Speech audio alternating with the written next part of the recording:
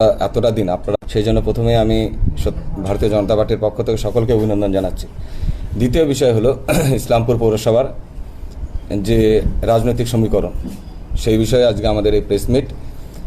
তো যিনি 25 বছর ধরে ইসলামপুরের পাহাড়দার কিংবা ইসলামপুরের অভিভাবক হিসাবে নিজেকে প্রতিষ্ঠিত করেছিলেন এবং সাধারণ মানুষের কাছে যে কথাটা তুলে ধরেছিলেন, কিন্তু বাস্তব চিত্র কিন্তু রাজনৈতিক যে ফলাফল তাতে কিন্তু সেটা দেখা যাচ্ছে অন্য চিত্র। আজ গত 4 তারিখ যে রেজাল্ট প্রকাশিত হয়েছে, তৃণমূলের সঙ্গে ভারতীয় জনতা পার্টির যে তফাৎটা রয়েছে, সেখানে দেখা যাচ্ছে ইসলামপুর পৌরসভায় টোটাল 17টা ওয়ার্ডের মধ্যে 12টা ওয়ার্ডেই কিন্তু বিজেপি লিড করেছে।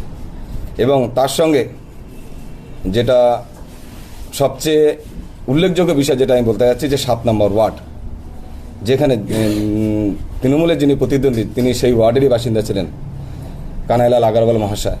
তিনি কিন্তু সেই ওয়ার্ডে, নিজের ওয়ার্ডেও কিন্তু তিনি আমার কাছে আমাদের ভারতীয় জনতা পার্টির কাছে 100 ভারতীয় জনতা পার্টি কিন্তু সেখানে লিড করেছে এবং সেখানে লিড করেছে 152 ভোটে। এবং একই সঙ্গে আমি যদি আমার নিজের ওয়ার্ড বলি, 15 নম্বর ওয়ার্ড, সেখানে আমি 1660 ভোটে কিন্তু লিড করেছি। অর্থাৎ ইসলামপুরবাসী কিন্তু পরিষ্কার তাদের জনমত জানিয়ে দিয়েছে। আমার মনে হয় ইমিডিয়েটলি তাকে পৌরসভার চেয়ারম্যান থেকে ইস্তফা দেওয়া উচিত, কেননা তিনি পৌরসভা চালাতে সম্পূর্ণ ব্যর্থ। ইসলামপুর পৌরসভার প্রতিটি ওয়ার্ডে যদি দেখা যায়, সবথেকে বেশি জঞ্জাল এবং সবথেকে বেশি ভোগান্তি হচ্ছে 7 নম্বর ওয়ার্ডে, তার নিজের ওয়ার্ডে।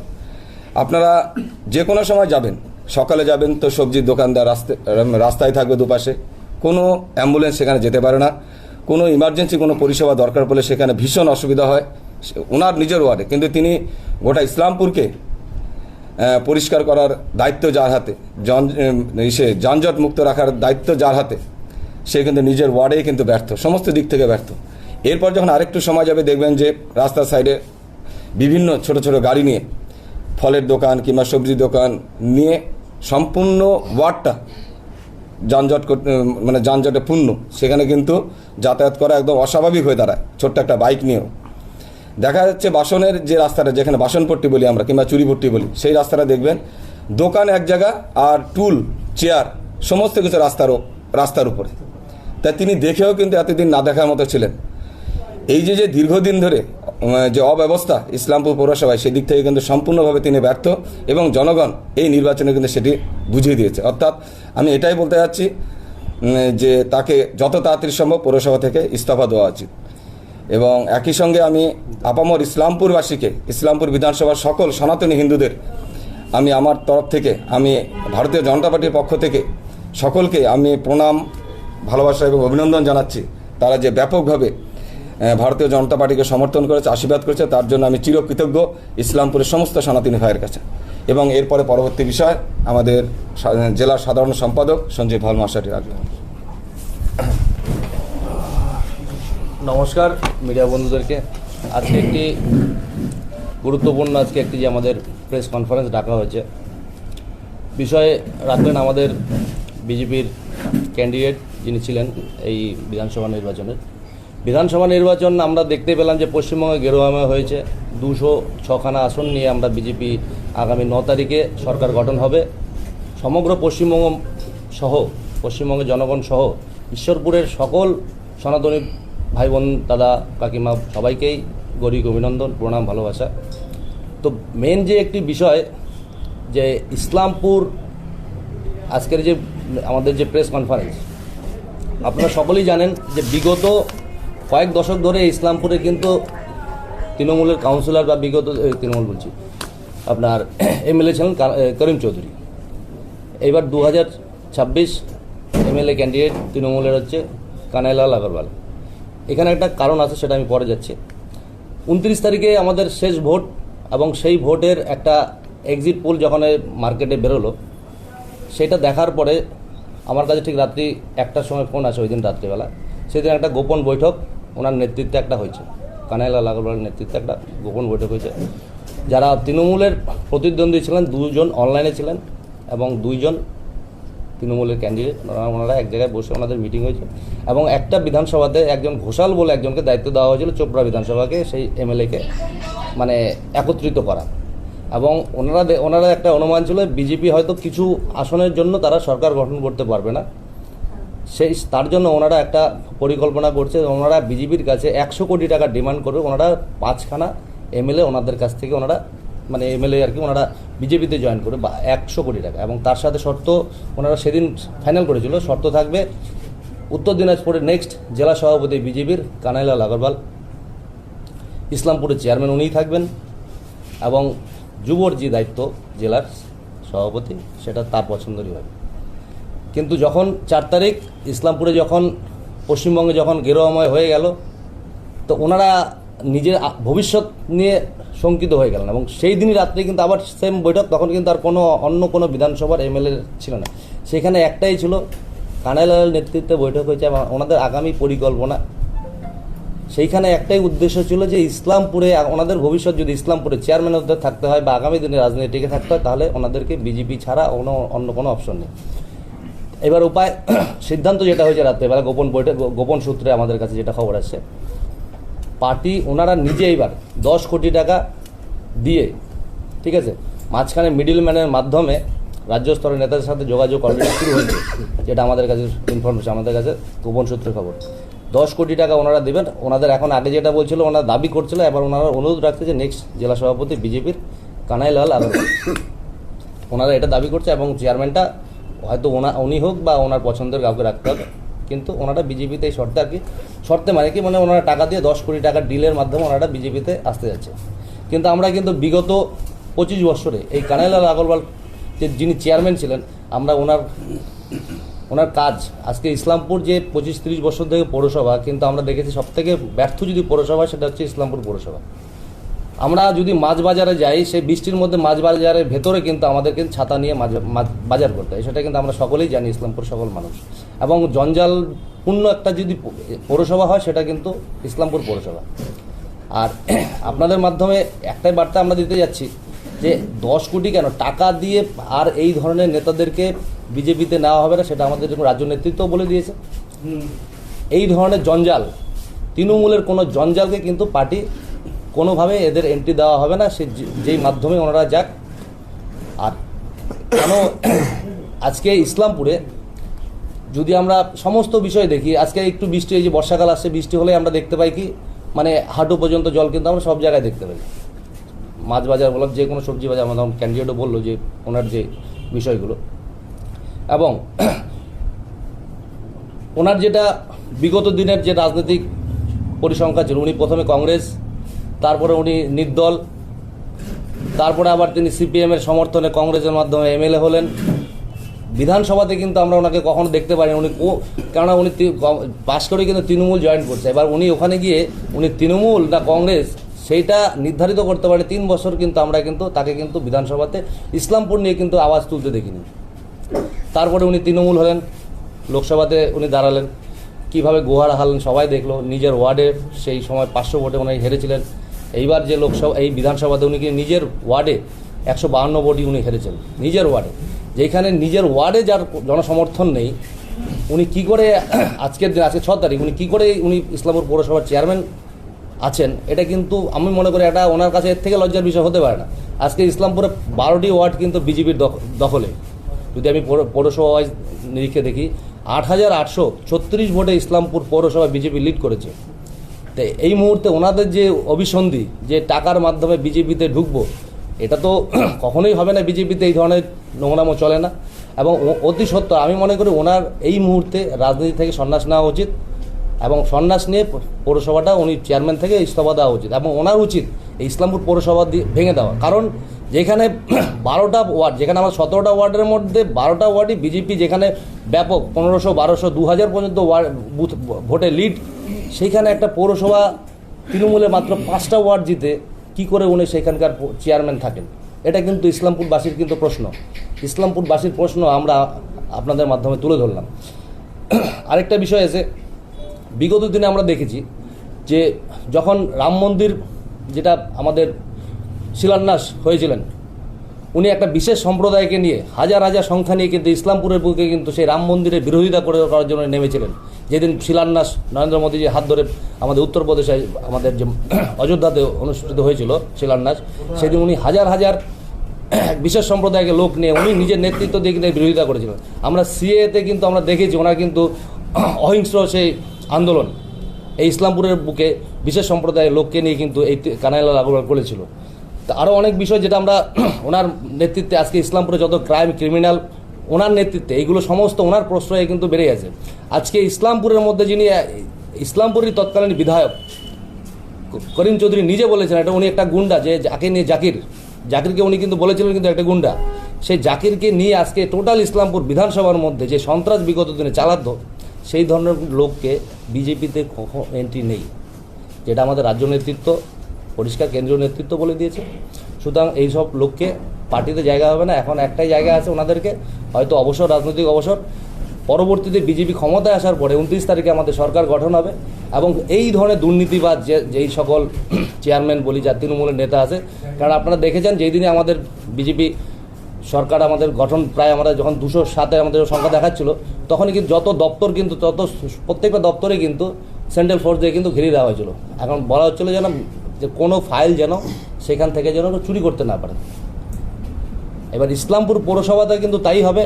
আমরা ইসলামপুর পৌরসভায় বিগত দিনে দেখেছি তৃণমূলের যত কাউন্সিলর প্রধানমন্ত্রী আবাস যোজনা নিয়ে যা দুর্নীতি এরা করেছে, যাদের প্রাপ্য তারা প্রধানমন্ত্রী আবাস যোজনার ঘর পায়নি, যারা মানে যাদের অলরেডি ঘর করা ছিল সেই সব ব্যক্তিদেরকে কিন্তু ঘর দেওয়া হয়েছে এবং যাদেরকে ঘর দেওয়া হয়েছে তাদের কাছ থেকে 25 থেকে 50,000 টাকা করে কিন্তু কাটমানি নেওয়া হয়েছে।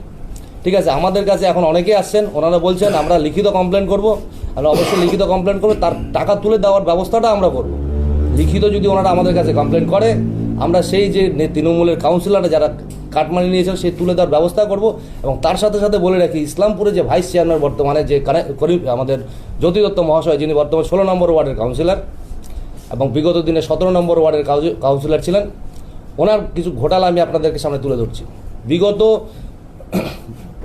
20 থেকে 25 বছর ধরে উনি এই 17 নম্বর ওয়ার্ডে আর 16 নম্বর ওয়ার্ডের কাউন্সিলর।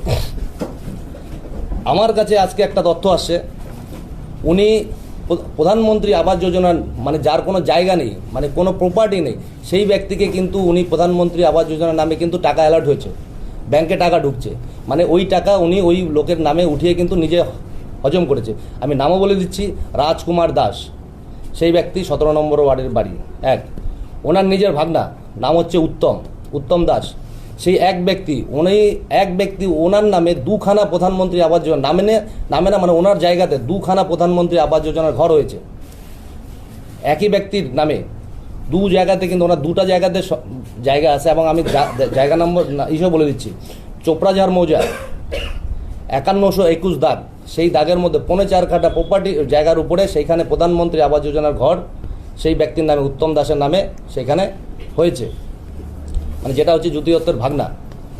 এবং বিভিন্নভাবে উনি মন্দিরের নাম করে, জ্যোতি দত্ত মহাশয় মন্দিরের নাম করে লক্ষ লক্ষ টাকা যারা বাড়ি জায়গা কিনতে তাদের কাছ থেকে কিন্তু মানে সেটা কাটমানি হিসাবে নেওয়া হয়েছে। দুর্গা মন্দিরের নাম করে উনি এই কাজগুলো করেছেন। এবং আপনাদের কাছে আরেকটা তথ্য আমি দিয়ে রাখি, এমন কিছু নেতা আছে আমাদের ইসলামপুরের মধ্যে, 4তলা বিল্ডিং, সেটা প্রধানমন্ত্রী আবাস যোজনার ঘর আছে সেখানে, সেটা সমস্ত দায় কানাইলাল আগরওয়ালকে নিতে হবে। এবং আমরা ক্ষমতায় আসার পর এবং পৌরসভাতে ঢুকে এর সমস্ত তদন্ত হবে এবং এই ধরনের দুর্নীতিগ্রস্ত যারা ইসলামপুরকে চালাচ্ছেন তাদের কিন্তু আগামী ওনারা যেটা বিজেপিতে যাচ্ছেন তাদের কিন্তু আগামীতে জায়গা যেটা হবে সেটা হচ্ছে এটা হচ্ছে জেল। এবং আমরা বলেছি আমাদের সরকার গঠনের পরেই জ্যোতি দত্তর নামে, যেটা বললাম প্রধানমন্ত্রী আবাস যোজনার নামে যে দুর্নীতিগুলো করেছে, এবং আমি সঞ্জীব ভাওয়াল 17 নম্বর ওয়ার্ডের বাসিন্দা, আমি ওনার নামে ফার্স্ট এফআইআর করবো থানাতে সরকার গঠন পরে। এবং সমস্ত এভিডেন্স আমার কাছে আছে। ওনার নিজের ভাগনাকে ইন্দিরা আবাস যোজনার ইন্দিরা আবাস যোজনার ঘর ছিল, সেই ইন্দিরা আবাস যোজনার ঘর ভেঙে সেইখানে প্রধানমন্ত্রী আবাস যোজনার ঘর হয়েছে। মানে ইন্দিরা আবাস যোজনা মানুষকে ঘর পাচ্ছে না, সেই ইন্দিরা আবাস যোজনার ঘরটা ভেঙে দিয়ে সেই জায়গাতে উনি নিজের ভাগনাকে প্রধানমন্ত্রী আবাস যোজনার ঘর দিয়েছে। এবং সেই ওই ভাগনার নামে আরেক জায়গায় প্রপার্টি, সেইখানে প্রধানমন্ত্রী আবাস যোজনার নামে ঘর হয়েছে। ঠিক আছে, সমস্ত তথ্য এভিডেন্স এবং প্রমাণ আমার কাছে আছে। সরকার গঠন 9 তারিখ হচ্ছে এবং 9 তারিখের পরে আমরা পৌরসভাতে অভিযান করব এবং আমরা খুব তাড়াতাড়ি ওই ভাইস চেয়ারম্যান জ্যোতি দত্তর বিরুদ্ধে আমরা এফআইআর করব। এবং তার সাথে সাথে বলে এই সমস্ত দুর্নীতির মাস্টার মাইন্ডে যে কানাইলাল আগরওয়াল এবং তার বিরুদ্ধে আমাদের কিন্তু পরবর্তী স্টেপ শুরু হচ্ছে। বলছি একটা গোপন বৈঠকের কথা বললেন, সেই গোপন বৈঠকের কি এভিডেন্স আপনাদের কাছে রয়েছে? সব আছে আমাদের কাছে। বলছি যে 27 অবধি তো পৌরসভার মেয়াদ রয়েছে, যদি ইস্তিফা না দেন, আপনারা ইস্তিফার দাবি তুললেন, আপনাদের কাউন্সিলর রয়েছে, অনাস্থা আনার কি আপনাদের কাছে শুনুন না, যা পশ্চিমবঙ্গে ইসলামপুরের শহরের যা ম্যান্ডেট আছে ওনার উচিত ইস্তফা দিয়ে দেওয়া, তারপরে বাকিটা আমাদের দল সিদ্ধান্ত নেবে কি করবে। রাজ্য সরকার গঠন হবে, অনাস্থার কোনো বিষয় নেই। সরকার গঠন হওয়ার পরে যেটা রাজ্য থেকে আমাদের নির্দেশ যেটা আসবে সেইভাবে আমরা আগাবো। আপনারা কি আশঙ্কা করছেন যে কানাইলাল আগরওয়াল বিজেপির সঙ্গে যোগাযোগ করছে, বিজেপিতে প্রবেশ করার? আপনাকে তো ইনফরমেশন আমি বললাম যে ওনাদের গোপন বৈঠকে ওনারা চেষ্টা চালাচ্ছে এবং সেটা একটা বড় অঙ্কের টাকা নিয়ে ওনারা এন্ট্রি করতে চাচ্ছে, যেটা আমাদের কাছে খবর আছে, সেটা আপনাদেরকে জানালাম। কার সঙ্গে যোগাযোগ করছে ওনারা আমাদের একজন মিডিল ম্যানের মাধ্যমে ওনারা রাজ্য নেতৃত্বের সাথে যোগাযোগ করছে। বলছি যে পৌর বোর্ডের কথা বললেন, কিন্তু পৌর বোর্ডে দেখা যাচ্ছে যে এবার বিধানসভা নির্বাচনের আপনি ফলাফল নিয়ে কথা বললেন, কিন্তু পৌর বোর্ডে দেখা যাচ্ছে যে যেই ভোটের নিরিখে বা যেই কাউন্সিলরদের জিতের নিরিখে পৌরসভা গঠন হয়েছে তৃণমূলে, সেক্ষেত্রে তো ওয়ার্ডগুলিতে তৃণমূলই জিতে রয়েছে আর কি। আমি এইবারের বিধানসভা নির্বাচনের যে রেজাল্ট হিসাবে নিরিখে আমি বললাম যে মানুষের যদি ওনাদের প্রতি আস্থা থাকতো তাহলে ওনারা কিন্তু নিজের কানাইলাল আগরওয়াল নিজের ওয়ার্ডে হাঁটতেন না। মানুষ ওনাদের প্রতি বিতুশুদ্ধ হয়ে আছে, এমনকি বল যিনি এমএলএ ক্যান্ডিডেট টিএমসির, যিনি নিজের ওয়ার্ডে হেরে আছে, তার মানে ইসলামপুরের মানুষ কিন্তু ওনাদেরকে চাইছে না। পৌরসভা থেকেও যাচ্ছে না, 17টা যেখানে 17টা ওয়ার্ডের মধ্যে 12টা ওয়ার্ডই যেখানে 1200 থেকে 800, 700, 1500, 2000 পর্যন্ত কিন্তু বিজেপি লিড করেছে। তো ওনার নৈতিক দায়িত্ব হিসাবে ইসলামপুর মানুষ যেহেতু ওনার এগেনস্টে ম্যান্ডেট দেওয়া হয়েছে ইসলামপুর টাউনে, সেই ক্ষেত্রে ওনার অবশ্যই চেয়ারম্যান পদ থেকে ওনার রিজাইন করা উচিত বলে আমি মনে করি। যেখানে ভবানীপুরে শোচনীয় হার হেরে গিয়েও মমতা বন্দ্যোপাধ্যায় তার হার মানতে রাজি নয়, তিনি ইস্তফা দিচ্ছেন না, এদিকে নতুন সরকার গঠনের প্রস্তুতি শুরু হয়ে গিয়েছে, সেখানে আপনি কিভাবে ভাবছেন যে এই পরিসংখ্যানের নিরিখে এই কানাইলাল আগরওয়াল ইস্তফা দিবেন? না, ওটাই বলছি আজকে ভাবছেন না, আমি ওটাই বলছি যে আজকে যেভাবে ইসলামপুর শহরে মানুষ বিজেপিকে সমর্থন করেছে, আর এটা কিন্তু এমনি হয়নি। কিন্তু আজকে ইসলামপুর পৌরসভা কানাইলাল আগরওয়াল চালাচ্ছে, আমরা দেখতে পাচ্ছি, একটা বললাম যে মাছ বাজারে ছাতা নিয়ে মাছ বাজার করতে হচ্ছে, একটা রাস্তা একটু বৃষ্টি হলে রাস্তা দিয়ে হাঁটা যাচ্ছে না, একটু বেশি বৃষ্টি হলে কিন্তু যত নর্দমার যত নোংরা রাস্তা পারাতে হচ্ছে। শুধু এই মতো অবস্থা, তার মানে ওনার এগেনস্টে এগুলো ভোট হচ্ছে। আর বাকি যেটা বলছেন উনি বিধানসভাতে জিতেছেন, হ্যাঁ জিতেছেন, সেটাও বিশেষ সম্প্রদায় একটা, মানে এখানেও তাদের কাছে না শিক্ষা না চাকরি না তাদের কাছে কোনো বিষয় ছিল না, তাদের একটা আপনার পোলারাইজ হয়েছে, একটা ওনারা একটা ধর্মীয় করেছে, ওটা রাজনীতি করেছে। বলছিলাম দাদা, একসময় আপনাদের যে লোকসভার এমপি রয়েছে তিনি ইসলামপুরে সুইমিং পুল থেকে অন্যান্য বিভিন্ন রকম কেন্দ্রীয় স্তরের প্রকল্প এখানে করার চেষ্টা করেছিলেন, কিন্তু বারবার তিনি অভিযোগ করেছিলেন যে ইসলামপুরের থেকে তিনি এনওসি কিংবা জায়গার কোনো বিষয় পাচ্ছেন না। আপনারা আসছেন, ইসলামপুরে যানজটেরও একটা বড় সমস্যা রয়েছে, সেগুলো কি কোনোভাবে সমাধান করবেন? আপনারা কি প্রতিশ্রুতি দিবেন? শুনুন, যেহেতু এতদিন তৃণমূল গভর্নমেন্টে ছিল, পৌরসভা তৃণমূলের আন্ডারে ছিল, এতদিন আমরা করে উঠতে পারিনি। যেমন শুধু আমাদের এমপির কথা বলছি না, শুধু আমাদের এর আগে যে আমাদের দেবশ্রী চৌধুরী যিনি ছিলেন, ওনার প্রকল্পের মোটামুটি 50 লক্ষ টাকার কাজ কিন্তু পৌরসভা কিন্তু এনওসি দেয়নি। তার মধ্যে 17 নম্বর ওয়ার্ডে কমিউনিটি হলের জন্য 20 লক্ষ টাকা স্যাংশন হয়েছে, সেটারও কিন্তু এনওসি কিন্তু এখনও পর্যন্ত পৌরসভা দেয়নি। এমন করে আরও অনেকগুলো ওয়ার্ডে যেমন জিম সেন্টার আছে, আমাদের কমিউনিটি আপনার টয়লেট, এইসব বিষয় নিয়ে টোটাল 50 লক্ষ টাকা দেবশ্রী চৌধুরীর আমলের এমপি লেটের টাকা কিন্তু আমরা এখনো পর্যন্ত কাজ শুরু করাতে পারিনি, একমাত্র এদের বিরোধিতার জন্য।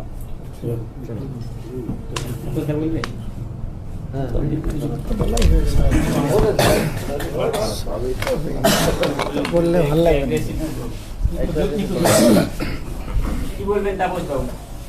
দেখুন, বিষয় তো ক্লিয়ার হয়ে গেছে, 2-3টে বিষয়। প্রথম হচ্ছে পৌরসভার যিনি চেয়ারম্যান তার উপরে মানুষের আস্থা নেই। বিগত লোকসভা নির্বাচনেও মানুষ এখানে তার উপরে আস্থা রাখেনি, পৌরসভার মানুষ ভারতীয় জনতা পার্টিকে ভোট দিয়েছে। এবারে বিগত যেই নির্বাচন, যে নির্বাচন হয়েছে বিধানসভা নির্বাচনে, এখানেও ভারতীয় জনতা পার্টি 9000-এর কাছাকাছি ভোটে আমরা এই পৌরসভাতে লিড রয়েছি, 12টার উপরে ওয়ার্ডে আমরা লিড। এখন আপনারা অনেকে বলতে পারেন যে পৌরসভাতে তো উনি জিতেছে, পৌরসভাতে উনি জেতেনি। পৌরসভাতে উনি ছাপ্পা ভোট মেরে, আমরা জানি মানিক দত্তকে কীভাবে বের করে দিয়েছিল, আমাদের অনেক লোকে মানিক দত্তকে বাঁচিয়ে রেখেছিল জন্য সেই মানিক দত্ত আজকে আবার টিএমসিতে যোগদান করতে আর পেরেছে।